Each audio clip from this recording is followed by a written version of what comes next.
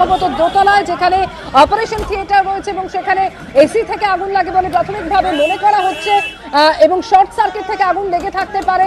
যারা ছিলেন সেখানে দোতলায় শুধু নয়, অন্যত্র অর্থাৎ অন্য ফ্লোরগুলিতেও কিন্তু ধোঁয়া ছড়িয়ে পড়েছে। বিভিন্ন তলা থেকে আমরা দেখতে পাচ্ছি ধোঁয়া নির্গত হচ্ছে। ইতিমধ্যেই রোগীদের ভেতর থেকে বের করে আনার কাজই শুধু নয়, তাদেরকে অন্যত্র নিয়ে যাওয়ার কাজও শুরু হয়েছে। ভেতরের ছবি এই মুহূর্তে দেখতে পাচ্ছেন, দমকল কর্মীরা সেখানে পৌঁছে গিয়েছেন, আগুন নেভানোর চেষ্টা করছেন, একদম আগুনের উৎসস্থল পর্যন্ত পৌঁছানোর চেষ্টা করছেন তারা। আপনাদের সিস্টেম কে আছে এখানে? আপনাদের সিকিউরিটি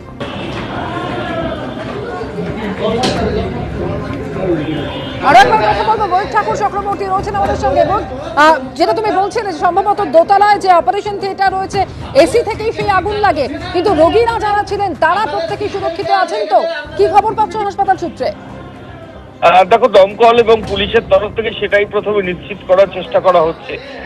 আগুনের উৎস কোথায়, কোথা থেকে লাগলো সেটা তো ফরেনসিক এক্সপার্টরা আসবেন, তারা এসে নমুনা সংগ্রহ করবেন এবং তারপর পুরোটা স্পষ্ট হবে যে আগুন কোথা থেকে লেগেছে বা কোথা থেকে ছড়িয়েছে বা কোথায় শর্ট সার্কিট হয়েছিল।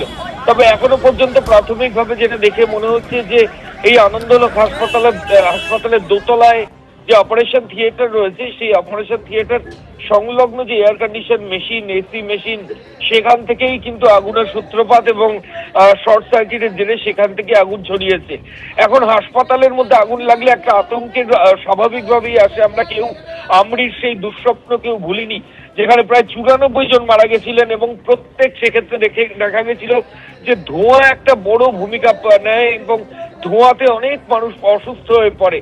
ফলত এই আনন্দলোকে এখনো পর্যন্ত দমকল কর্মীরা যেটা বলছেন যে তারা সেটাই করছেন পুলিশ প্রশাসনকে নিয়ে এবং হাসপাতাল কর্তৃপক্ষকে সঙ্গে নিয়ে, যাতে কোনো জায়গায় কোনো ওয়ার্ডে কোনো পেশেন্ট আটকে না থাকেন এবং এই যে আগুনের জন্য যে ধোঁয়া বেরোচ্ছে, সেই ধোঁয়াতে যাতে কারোর নিঃশ্বাস নিতে কষ্ট না হয় সেগুলো সুনিশ্চিত করা।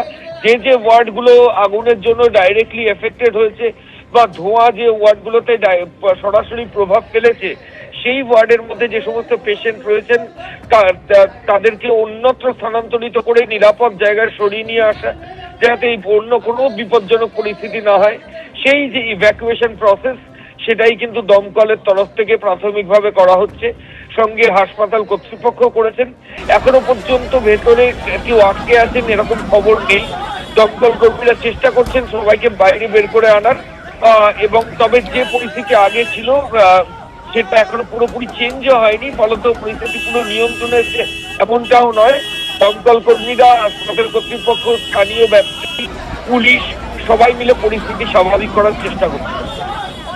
একেবারে সঙ্গে থাকো ময়ূক। অর্থাৎ প্রাথমিকভাবে রোগীরা যারা ভেতরে আটকে ছিলেন তাদের প্রত্যেকে যাতে সেখান থেকে বের করে আনা যায় সেই কাজ ইতিমধ্যেই শুরু হয়েছে। অন্যত্র তাদেরকে পাঠানো হচ্ছে আনন্দলোক হাসপাতাল থেকে এবং প্রাথমিকভাবে জানা যাচ্ছে যে সম্ভবত দোতলায় যে অপারেশন থিয়েটার রয়েছে সেখানে এসি থেকে আগুন লেগে থাকতে পারে, শর্ট সার্কিট থেকে অগ্নিকাণ্ড হয়ে থাকতে পারে বলে প্রাথমিকভাবে মনে করছে দমকল। তবে ধোঁয়ায় রীতিমতো ভরে গিয়েছে।